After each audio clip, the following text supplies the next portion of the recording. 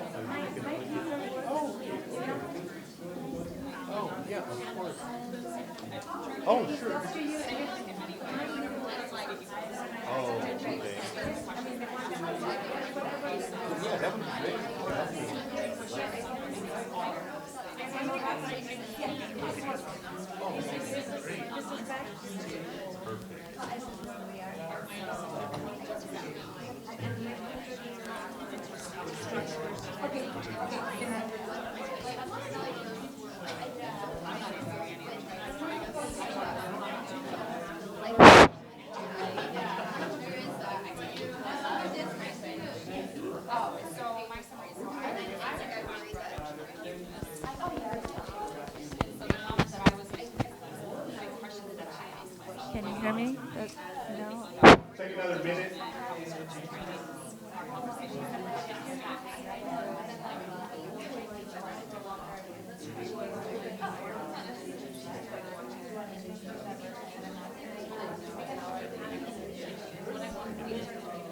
Check.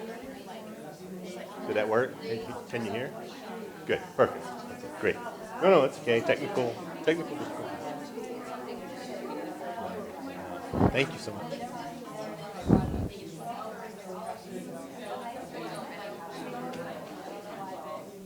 Okay, why don't we start wrapping up? I'm curious as to what you talked about. So, just in the interest of getting things going and to make things go quicker, I'm just going to call on a table rather than ask for a volunteer. So, that table, what did you come up with? Mm-hmm.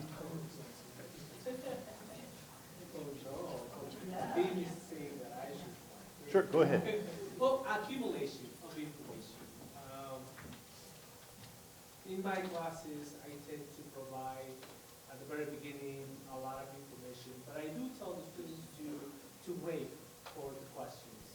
And once I have given them enough information that they can discuss and talk about it, then we can, all of us, begin to understand and pick the topic apart, instead of just me talking about it, trying to impose my point of view. Right, so to kind of build a collaborative effort, right? Build that up and then have everyone come together and address the difficult issue or topic, right? That table right there. Okay, friends, before you speak, you got to speak into the sorry. microphone. Sorry. Putting Michelle to I did not work. claim to be the tech expert. Sorry, she's going to get her steps in today. We kind of talked about question number 2, and you have to set up your classroom as a safe environment to talk about these kinds of issues from the very beginning, and let the students know that you will be talking about some issues that people might be on either side of the fence, and that's okay, but you're going to talk about it in a civil and respectful manner. Great, yeah, thank you. Let's do one more table. Let's do this one right here. So my work on campus focuses on sexual violence prevention, and so these 3 questions are questions that I ask myself every day, because they really get at how do we structure curriculum when we're talking about sexual violence, how do we include voices from groups that are marginalized, especially when we are talking to spaces of majority identity students, and how do we create learning spaces for those students who are really going to feel very differently about sexual violence, not only how it impacts just the world in general, but also how it may or may not have impacted them. Great, thank you, yes.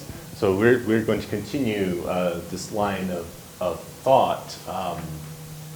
So for a moment now, think about your own experience as a student and then as professor or professional that works with the student community. Can you think of a time when you, as a student, were unable to speak on a given subject? Why were you not able to speak? Why did you feel like you couldn't talk about it? Right? And I won't ask you to answer, I just want you to think about this. Can you think of a time when you as a facilitator or professor introduced a delicate subject or difficult topic into the class for exploration, and what did you notice from your students or your audience? Right? So I want you to think about those as we continue to go forward here. So to talk about the concept of the difficult subject, right, is kind of what we're talking about. There are very good reasons why people don't want to have these conversations, right? And the term du jour a few years ago was the trigger warning. Remember that? Anyone still use trigger warnings? Mm-hmm. Yes? No? Yes? Maybe? No. Okay, no, not at all. For a while it was like, trigger warnings. But then we were like, wow, how many trigger warnings do we got to have? Because we have like almost an infinite number of triggers, right? So, so we don't necessarily have trigger warnings as much anymore. What I tend to do is I tend to give, and I'll talk about this more in a moment, but I tend to give an opening statement that kind of sets up the idea that we'll be exploring some difficult things throughout the semester. And it goes to what you were saying about establishing that environment in the class. Why don't these students, why don't these people want to talk about these things? Any ideas? Just kind of blurt some out. I think sometimes they don't have the answer if it's a difficult conversation. Sorry. Sometimes they don't have the answer to a difficult conversation or topic, and so they're afraid to have a conversation about it because they just don't know what to say, because some things are so difficult that we don't have a solution, and you know, are afraid to talk about it. Great. One more?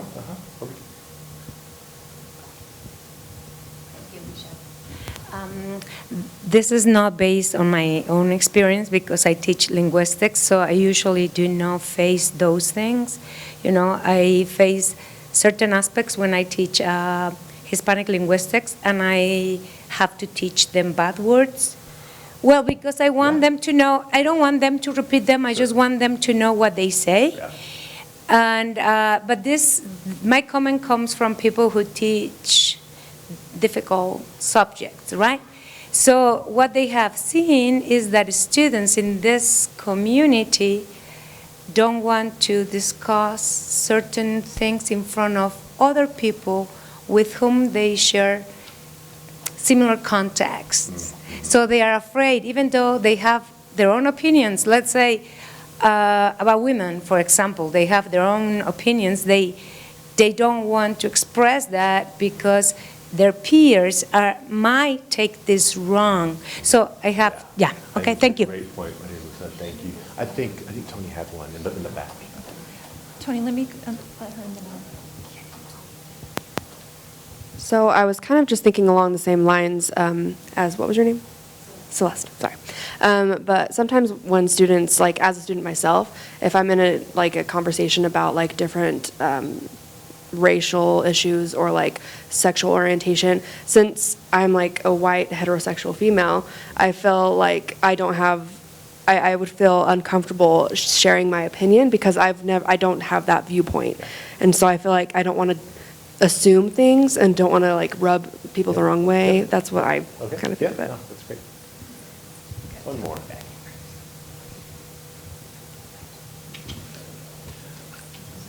I think also at times people don't want to have to question their own morals and values. And so we avoid difficult conversations because now we're challenging our own individual beliefs and ideas. Yeah, thank you. So all of those are kind of, I think, in some of this list. And there are more, right? But for some people, it's not my place to speak, as the title of this talk is, right? It's like, well, I can't talk about that because maybe I don't know. Or it's not my problem. Right? That's a different community. That's not mine. I don't really feel like that's related to the first one. It's not really my place to talk about it. It doesn't really involve me, which is not true, but that's the perception, right? They don't know enough about it, right, to feel like they can speak confidently on the issue. Or then they might say something uninformed. They might get into trouble by saying the wrong thing, or they might offend someone. These are all actual things that they're positions that students hold. And I know this because they have told me, they often, because we talk about difficult things in my class, they often come to me during office hours and say, and I've had that very thing happen. We were exploring literature by an African American woman. She's exploring issues of race, racism, and violence to the body. And I had a student who is a white heterosexual male, and he comes to my office and he says, and he's the student who wants to participate, you know it, right? He's the go-getter. But he says, I don't feel like it's none of my business to talk about this. And so my answer to him and anyone else who says that is, especially if they are, if they identify as white, I say, white heterosexual, I say, you are the one who needs to participate because people will listen to you. Like you are a part of a demographic that like people want to know what you think, right, when they survey. Like you're an important person, so you need to engage, right? Okay, so thinking along those lines of like, well, it's not my place to speak. I don't know enough about this. I want us to embrace the idea of ignorance. Not to embrace ignorance, but to embrace the idea of it. My talk today kind of stems from a part of a panel I was on back in the spring. And I was talking about this issue in like brief, talking about why it's so hard to talk about some of these topics. And I talked about ignorance. And I talked about ignorance that students have and that professors have. And one particular person in the room derailed my whole talk, and we started talking about ignorance. And I'll talk more about that in just a moment. But consider this. No matter what classroom we step into, whether you're a student or a professor, everyone there is ignorant of something. And that's okay. It is okay. It is normal. Embrace it. Right? I think for professors, we want to project ourselves as knowing everything. Right? We don't know everything. We know sadly. everything. Well, that's what we think, right? Or that's the persona. That is the persona, right? Right? But consider our students too. The high achieving students, they don't ever want to be wrong. They don't want to show that they don't know about something. They would not readily admit that they're ignorant of something, right? That bothers them. But I don't want to confuse being ignorant of a particular topic with the idea of not being smart enough, not being intelligent. They're two different things. The connotation that society tends to have with someone who's ignorant is that they're stupid. And I'm just clarifying, that's not what I'm saying. But it's important for us to acknowledge areas of ignorance. So what I do when I teach, say, African American literature, is I'm very clear that though I am probably the only person of color in the room when I'm teaching, I say, as a Latino heterosexual male, I do not know what it is like to be a black gay man in the United States. I don't know. I can't make that claim. I can never say, I know it's difficult. It must be hard. Like I can imagine. No, you cannot imagine. I cannot imagine. You cannot imagine unless you are within that identity position. And that's okay to tell our students that. It's okay to have us remind our students that we don't know everything, right? And so in that case, I'm helping establish a risk-free environment. Because they're like, if the professor doesn't know what it's like to be a black man, gay man in the United States, well then we can kind of relax a little bit and talk about this and explore this. So we have to acknowledge ignorance. So here's the question. What would be the benefit to stating a lack of knowledge on a difficult subject area like I just did? What is the benefit to that? Well, I kind of previewed it, right? Well, it helps kind of get people to relax. From the position of the students then understand, I don't have to know everything. I can say the wrong thing. It's okay. Why? Because I'm ignorant of this particular topic. I don't know what reservation life is like, except what I've seen in popular media, which is probably not very accurate, right? So, but if I'm able to say that, if I'm able to acknowledge that, now we can have a conversation. And now you know that my knowledge can fill like that coffee cup, maybe, right? And now we can relax and talk about these issues from that position. It's a long quote, but I'm going to read it to you, so I apologize for reading. It's the only quote I've got. Quote, "These are dangerous times. Never have so many people had so much access to so much knowledge and yet have been so resistant to learning anything. In the United States and other developed nations, otherwise intelligent people denigrate intellectual achievement and reject the advice of experts. Not only do increasing numbers of lay people lack basic knowledge, they reject fundamental rules of evidence and refuse to learn how to make a logical argument. In doing so, they risk throwing away centuries of accumulated knowledge and undermining the practices and habits that allow us to develop new knowledge," end quote. That is by Tom Nichols and his book, The Death of Expertise, The Campaign Against Established Knowledge and Why It Matters, published in 2017, post-Trump election.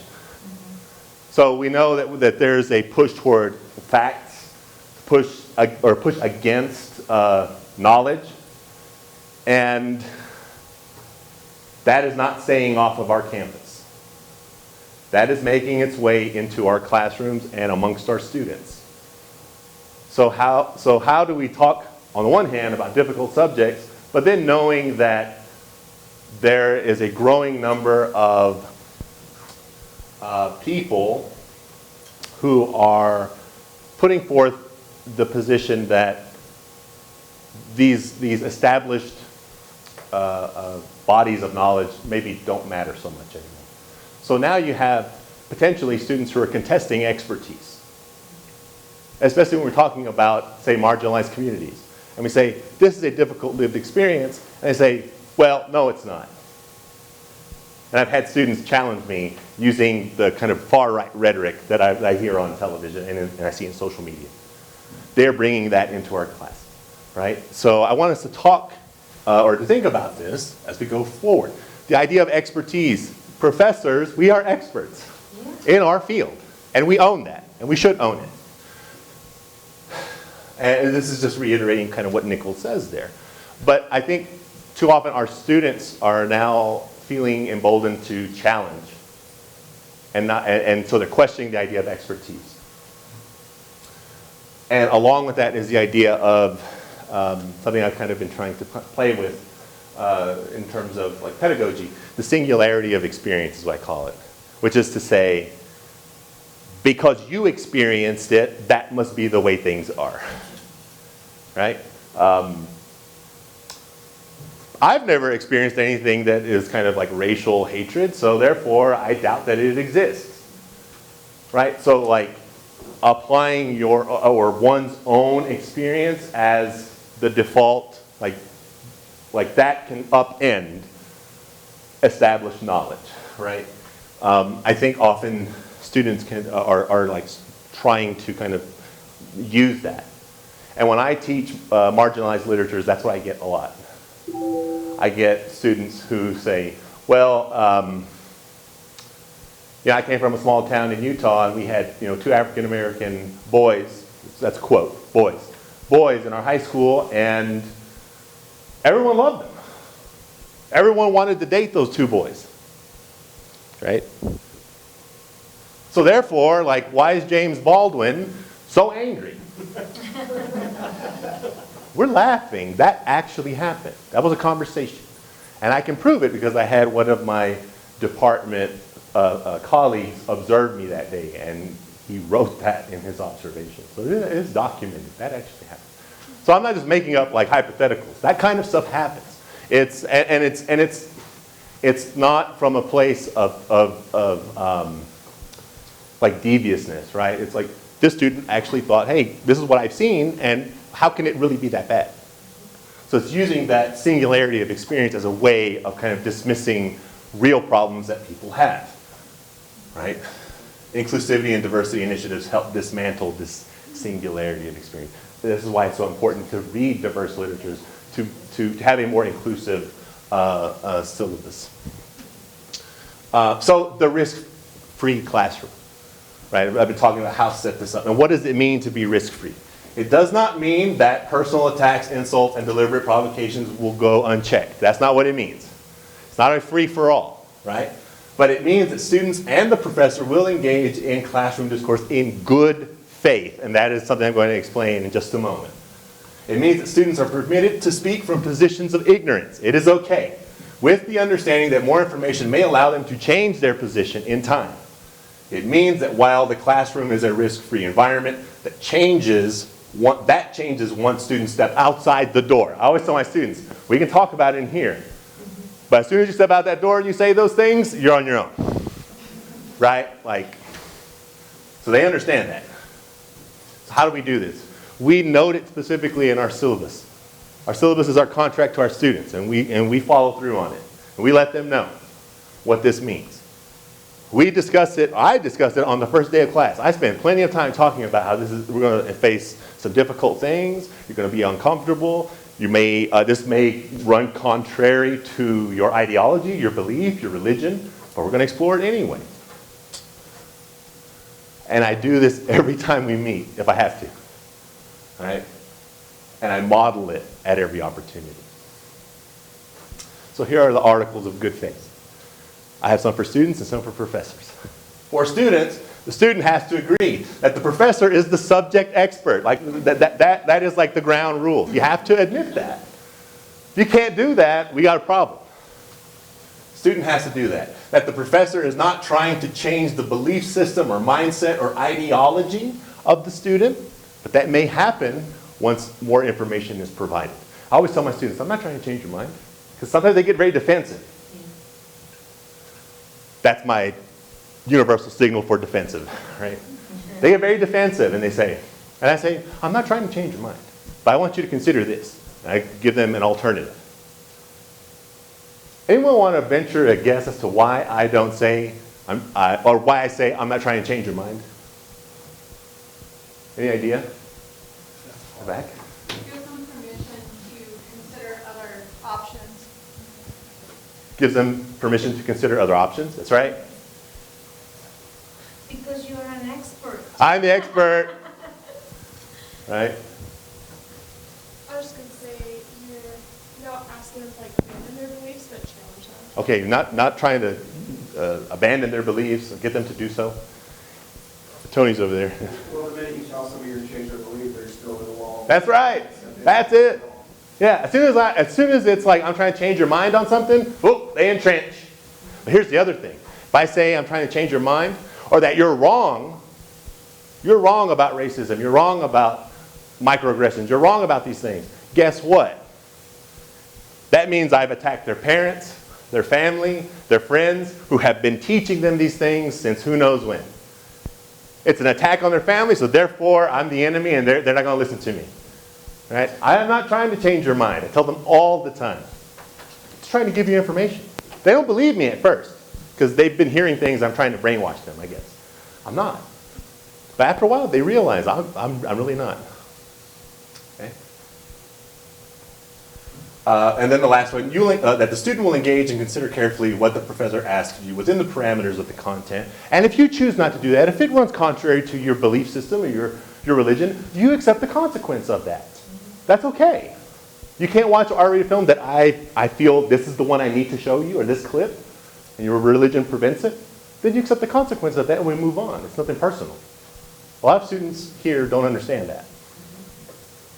As a professor, we need to realize that we're the expert on that particular subject, but that we don't claim expertise outside of our area of specialization. As soon as we start to step out of what I'm an expert in, if a student asks it, well, as just a kind of a lay person's opinion, this is what I think, but I have no I haven't written on that, I haven't studied that. Right? I try to focus on what I am an expert in. I think too many professors do that, and then that's where they kind of get caught. We're not trying to change beliefs, minds, much as we might like to. That is not what we're doing.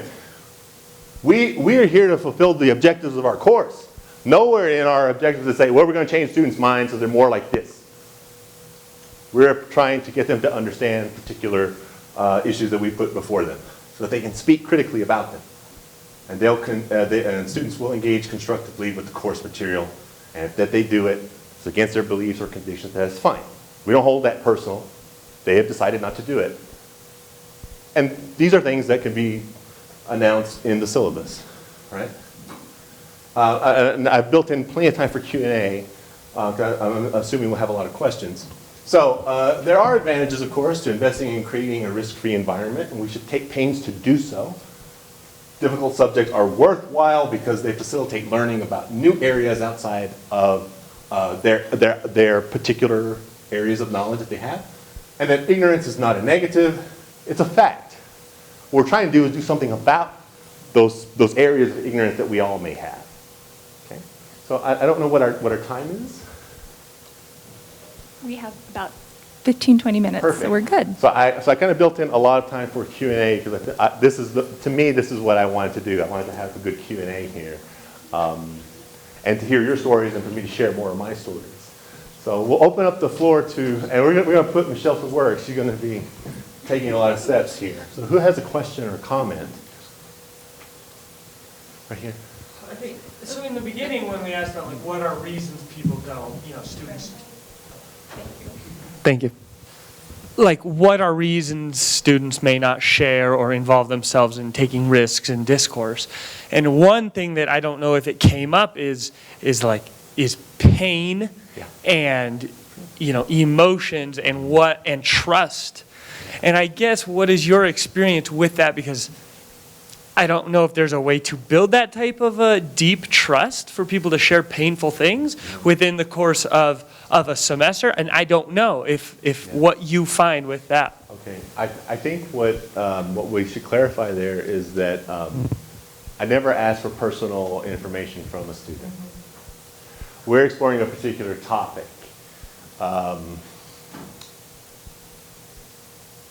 The trend of police violence against young black men.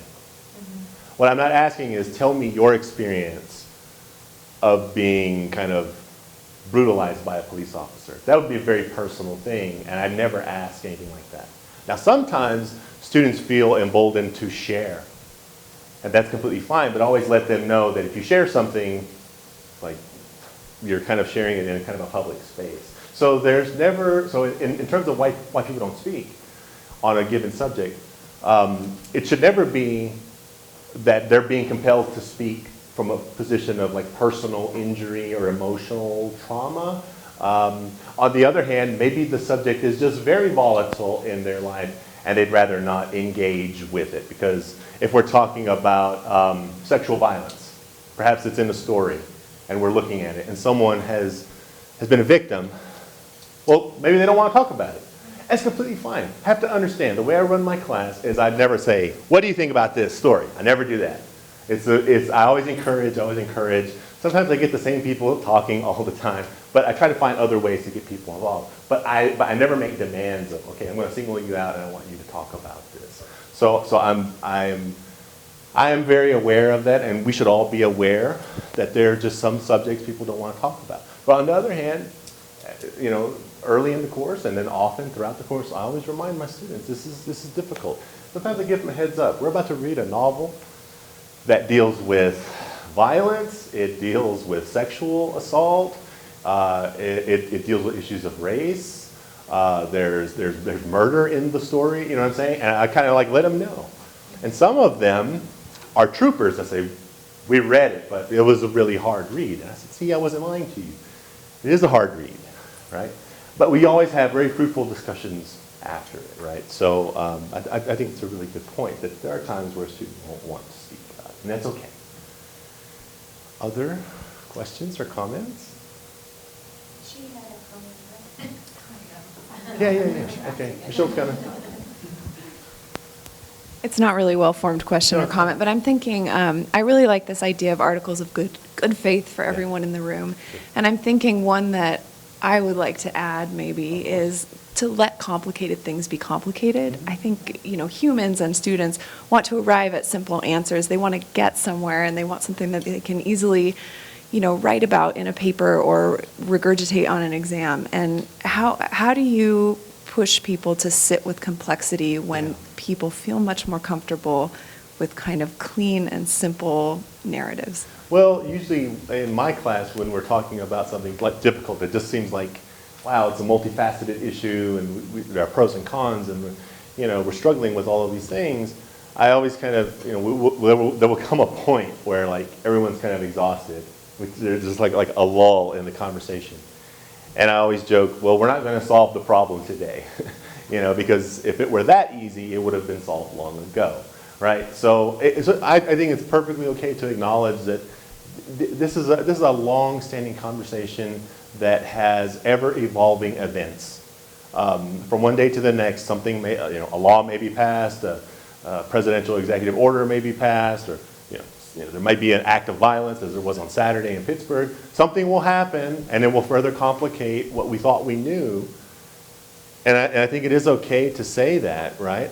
In my classes, because they're often pushing toward writing, and I'm pushing them toward writing, the papers that I want, the essays I want them to write are ones in which they take a position, and they have to defend the position with, with their ability to reason, their ability to use the English language, right? That is the point, right? So it's not to say this is the answer, right? I always tell my students, like, don't write a paper where like you're saying this is like the way it is.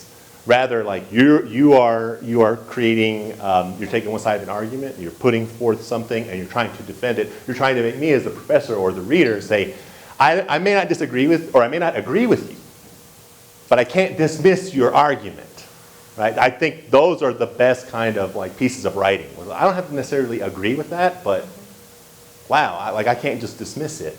Right, that's kind of, I think, where we aspire. So I would love to add that idea of letting complexity be kind of potentially state where we begin and where we end.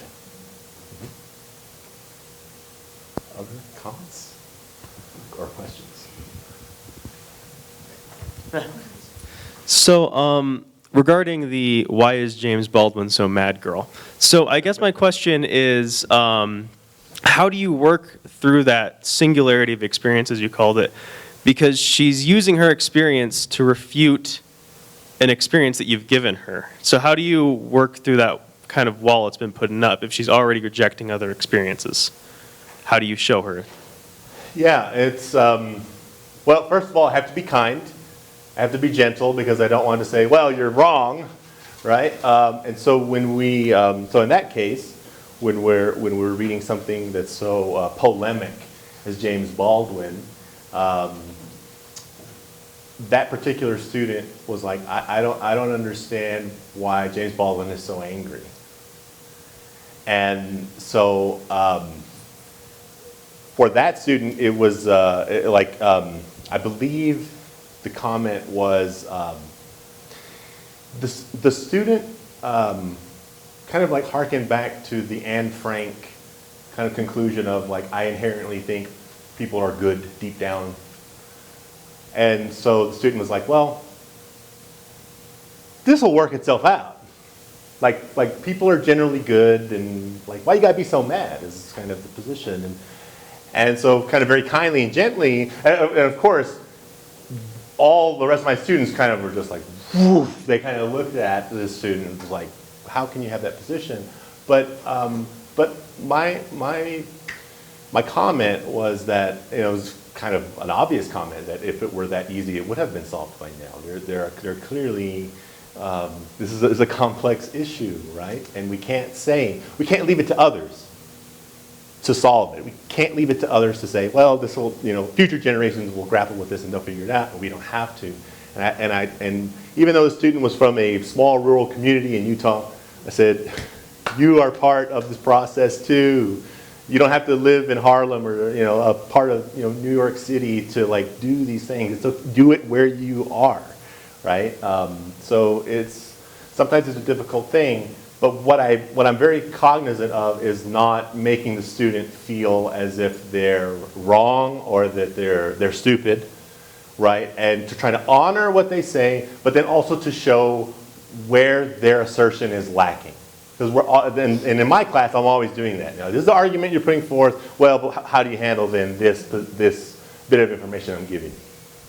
That seems to kind of undermine what you just said. So now how do you respond? And it's a constant exercise in kind of getting them to think critically. But again, for the reasons I said, you can't like attack someone's like belief system or their own personal experience. It's by providing more information that helps their singularity of experience kind of expand, which is kind of what we all want. We're always going to have like a bit of ignorance somewhere, but we want to expand that knowledge base as much as possible. Other comments or questions? Maria Luisa? Yeah, I have a question. Michelle, I think that I'm okay without the microphone, but anyway. Our original okay. Yeah, it's Thank you. So sorry. Yeah. And Chris, I don't know if you feel comfortable responding this question, but you have taught in other places.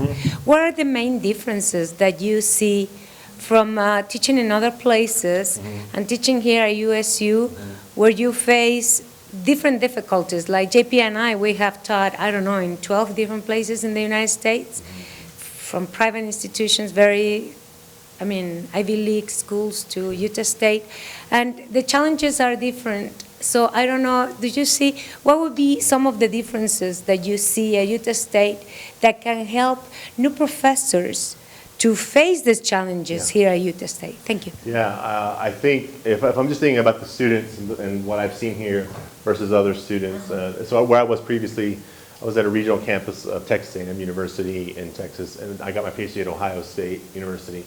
So I've seen different demographics there. Even though Ohio State is in the Midwest, which is, you know the Midwest, right? But as a huge university, it's still very kind of diverse.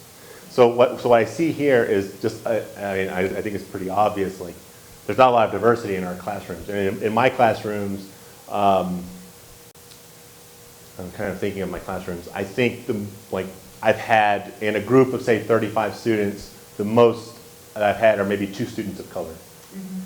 Sometimes I've had 1, sometimes I've had none. Sometimes I'm the only one of color in the classroom. And so it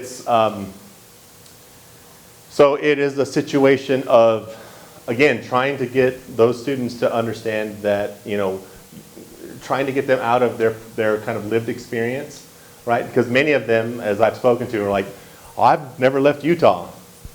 Like, I've been here my whole life. I'm like, try to get out. Try to go to a different state. Or they've gone to another country, but they haven't gone to other parts of the United States. And so I encourage them because there's a difference, right? Of course. And so so what we do, even though it's not a substitute, we try to, or at least I try to give them a wide array of lived experience and kind of imagined experience through writing.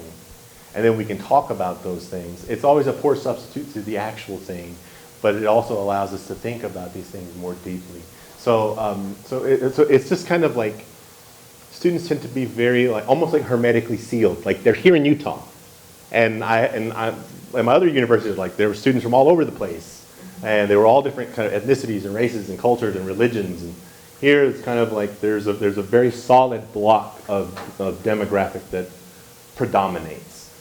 And so that's interesting to me, and it's different, and it requires different kinds of challenges for a professor who's coming here. And it's not a bad thing. It's just it requires different tools, I think, and strategies. Are we out of time? I don't have my watch. About 2 more minutes. 2 more minutes. Yes, Celeste. Let's use our time. Okay, I have one last question. Because we all have this inherent ignorance, how do we, I'm going to say, dig ourselves out of that hole when we do say something that is offensive or comes across as attacking when it's not meant to be? What are some of the talking points or languages used, strategies around Okay. Yeah. Getting back that moment when you're like, I said something and it didn't come across the right way because I'm ignorant? I think the first thing to do is for us to always remind ourselves that to identify what we don't know, right? I don't know what it's like to be a Chicana lesbian from, Florida. I don't know that. Even though I'm Latino, that's not the same thing, right? So the first thing is to acknowledge that I don't know that. So wherever possible, especially if you're talking about a person's culture, a person's tradition, a person's heritage, I think it's perfectly okay to say, look, I admittedly do not know a lot about this, so please correct me if I say the wrong thing. I'm trying to learn here. I'm trying to be an ally here. But I have a question about X. And then you pose your question or your comment. I think that when people approach me about my culture from a position of good faith, I'm truly trying to understand. I usually have wonderful conversations. It's when people assume knowledge that they don't have that is offensive. That's the key. So you have to really do a self-inventory. What do I really know about this culture? What do I not?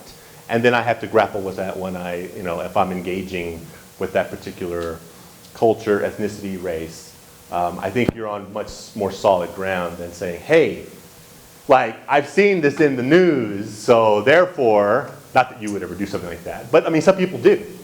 Like, you know, stereotypes persist for a reason, right? Because they're shortcuts. We have, as in the last panel, Goncho Sawyer was talking about perceptions people have of like Muslim women. Those persist for a reason, because there are a great many Americans who have no personal contact with Muslim women. So all they ever see is what they see on television or in film.